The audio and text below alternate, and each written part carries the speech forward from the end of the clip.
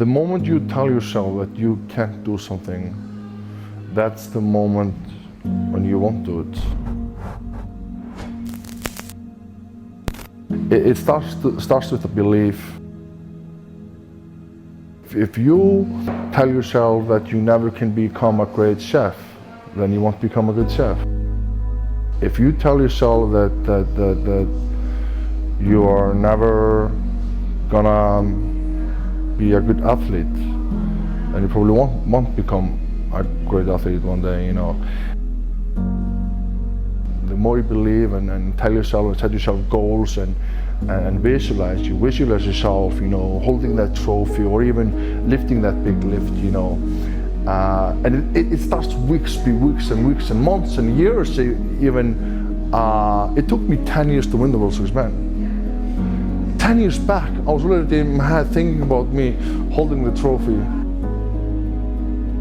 Sometimes it has to start somewhere for others to believe, you know, and it's very important to believe in yourself. Sometimes you have to make hard decisions, and that's life. There's pain along the way, you know, but these are all just feeling up here, you know. It's, you know, how are you gonna treat those feelings, you know? What are you gonna do about it? That's the big question, you know. For me, I would do anything possible to recover as fast as possible so I could even train more often. That's my goal. Because why is that? Because the more you can train, the better you get. If I can train more than that guy, then I most likely on the long term will get much better than him. So I have everything planned out. My diet, my sleep, my recovery, my training. It's also about listening to your body and knowing when to take a small step back, but also knowing when to step in. It just motivates me basically to know of the other guys. It doesn't bother me. If I see someone being successful in his training circle and you know, that doesn't, you know, scare me. It just motivates me. It's like, okay, good. He's taking this seriously. That's good. I want that because I want to beat him in his best. I just want to beat someone that is lazy. I want to beat the best. But the thing is, I'm the best, so I'm the man to beat. This is gonna be my life. I'm gonna be obsessed, completely obsessed with everything that concerns getting better.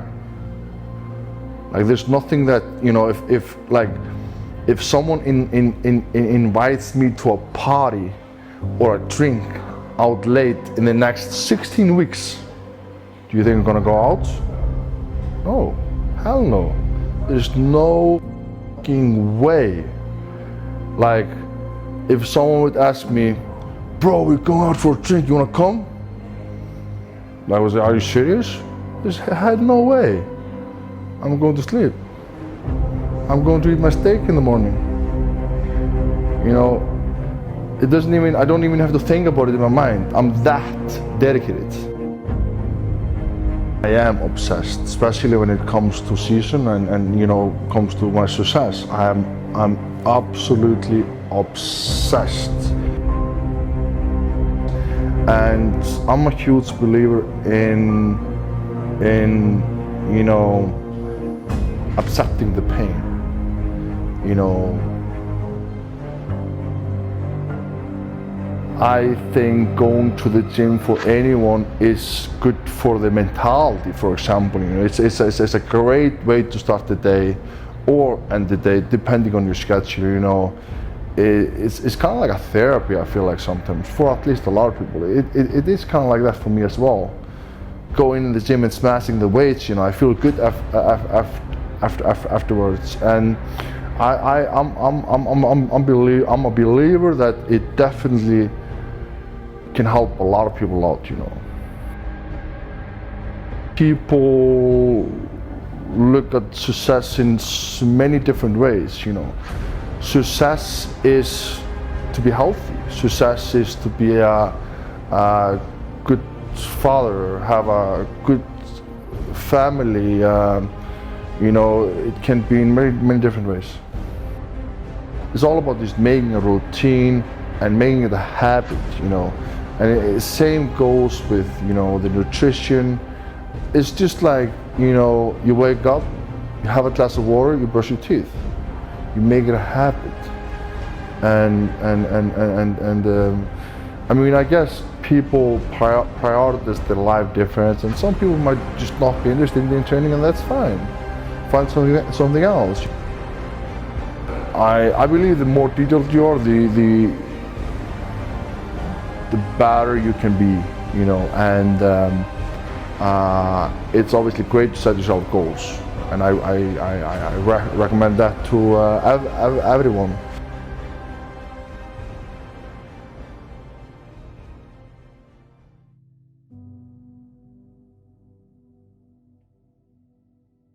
See so many people stuck in the same routine, and they hate it.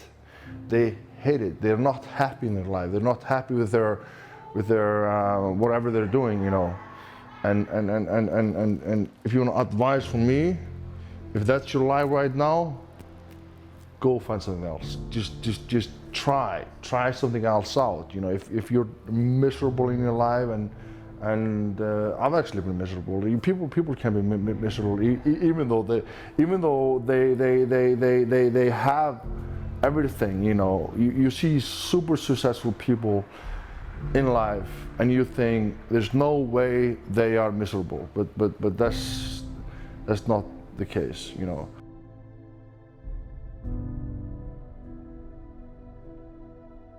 Even though you are successful and you're doing well, you can still have bad days. Of course, at the beginning of all hardships, you know, very difficult times, you want to just lay down and basically just you want to die, you know. When you go through very difficult times, you know. But I took it as strength, and I thought to myself, well, I'm not gonna let this, even though it kind of did, completely ruin my life.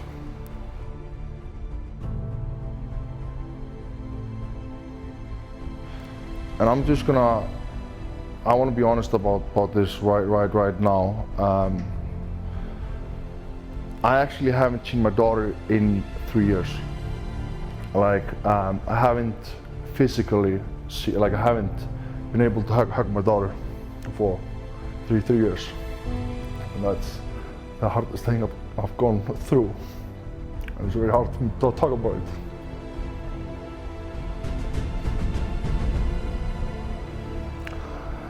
And the hardest thing is there's nothing I can do. Like, of course, if I could, I would go now and see her. But that's just, sometimes you're put into difficult positions, and that's life. It's very unfair.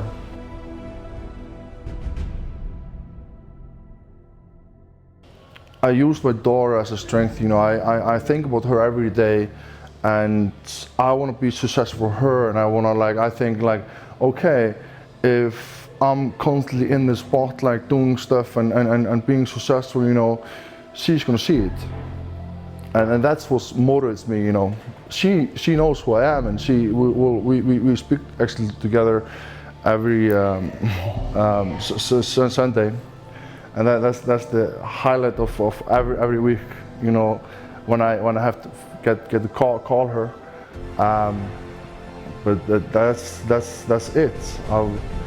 I'm doing everything in my power to be able to cheer again, and I know one day that's gonna happen.